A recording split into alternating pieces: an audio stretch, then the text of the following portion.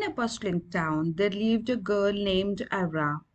She was known for her warm smile and kind heart, but behind that cheerful face was a girl burdened by self doubt. Ira had a habit that she could not seem to break. She constantly compared herself to others. When her best friend Mia scored the highest marks in the school, Ira would look at her own grades and feel inadequate. Why can't I be as smart as Mia? She would wonder, breathing deeply. When she saw her neighbor Elena performing graceful ballads, moves, Ira's heart sank. I shall never be as talented as her, she would mumble, looking at her own clumsy attempts of dancing. Even when her classmate Jack won a local painting competition, Ira could not help but compare his vibrant art to her own sketches, which suddenly seemed dull in her eyes. No matter what she did, Ira always felt like she was falling short. Everdale was a town where people loved to showcase their talents and achievements. Every weekend there were events, talent shows, academic competitions, and sports tournaments. While most kids enjoyed the thrill of participation, Ira viewed these events through the lens of comparison. Look at Sahara's dress, it's so much prettier than mine. Leo can run faster than I could ever. Why can't I be as confident as Nora when speaking in public? These thoughts buzzed in Ara's mind like an unrelenting swarm of bees. Her mother, Mrs. Hazel, noticed the change in her daughter. Ira, who once loved painting and reading, now avoided her favorite activities. She seemed distant, lost in the world where she never felt good enough. Ira, her mom said one evening, "Why do you look so sad these days?" Ira hesitated, but then the words spelled out, "I am just not good at anything, Mom. Everyone else is better than me.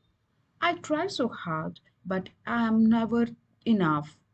Mrs. Hazel's heart ached and she hugged her daughter. "Oh, my sweetheart," she whispered, "comparing yourself to others is like looking at the stars and wishing you could be the moon. Each shines in its own way, dear daughter." Ira nodded half heartedly, but deep down, the burden of comparison still weighed on her. One summer afternoon, while wandering through the woods beside her house, Ira stumbled upon an overgrown path she had never noticed before. Curiosity tugged at her, and she decided to follow it. The path led her to an ancient oak tree with roots so thick they seemed to cradle the earth inside. At the base of the tree was a small moss covered door. "What is this?" Ira murmured, her fingers tracing the carved pattern on the doors.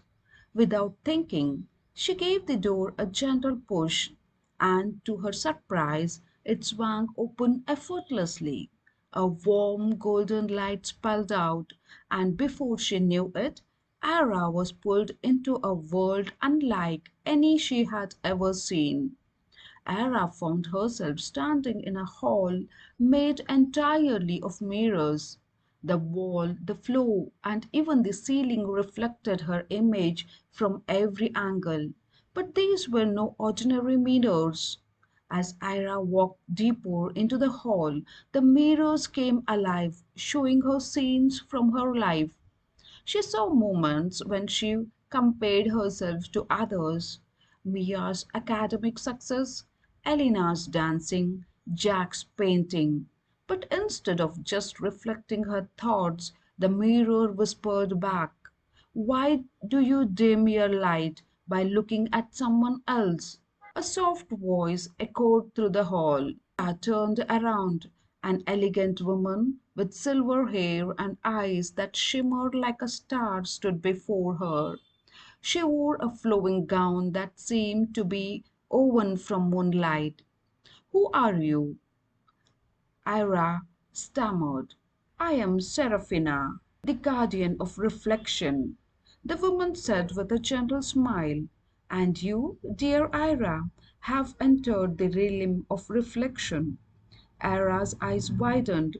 Why am I here? Seraphina gestured towards the mirrors. Because your heart is burdened with comparison, you have forgotten the beauty of being yourself.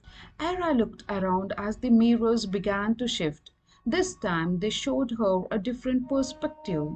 She saw Mia studying late night, sacrificing playtime to maintain her grades. She saw Elena's practicing ballet for hours, nurturing sore feet and tired muscles. She saw Jack spending weeks perfecting a single painting, erasing and starting over countless times. They are not perfect, Ira whispered, realization down upon her. No one is, Seraphira said softly. What you see is only the end result, not the effort, the struggles, or the failures that came before. Ira's eyes filled with tears. But I still feel like I shall never be good as them. Seraphina stepped closer and placed a hand on Ira's shoulder. Come, she said, guiding Ira towards a different set of mirrors. These mirrors showed something entirely new.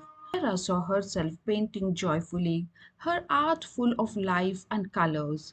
She saw herself dancing freely, not perfectly, but with pure happiness.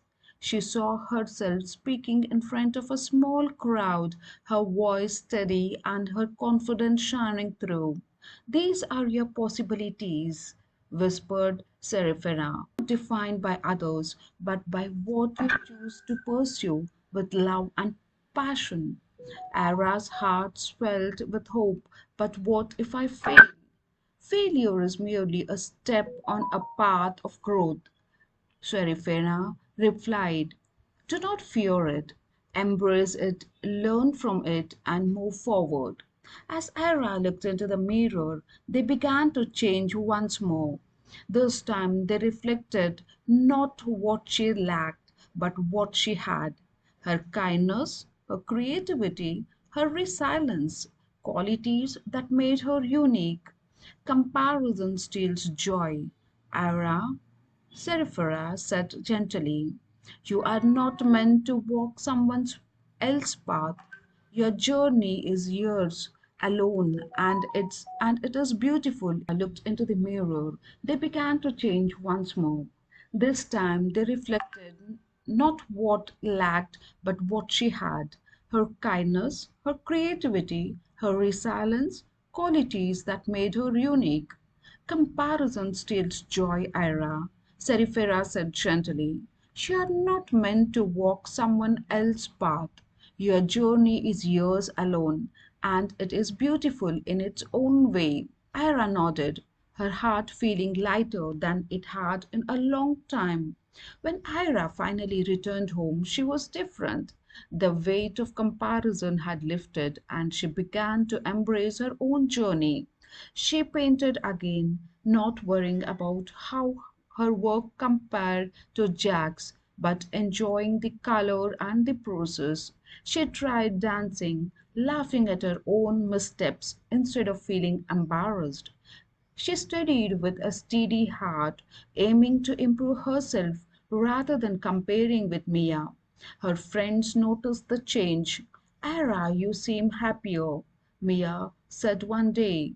I guess I have finally realized, Ira replied with a smile, that I don't need to be like anyone else. I just need to be the best version of me.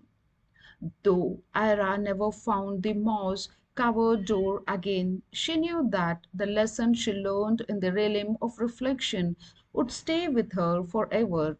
She no longer measured her worth by comparing herself to others.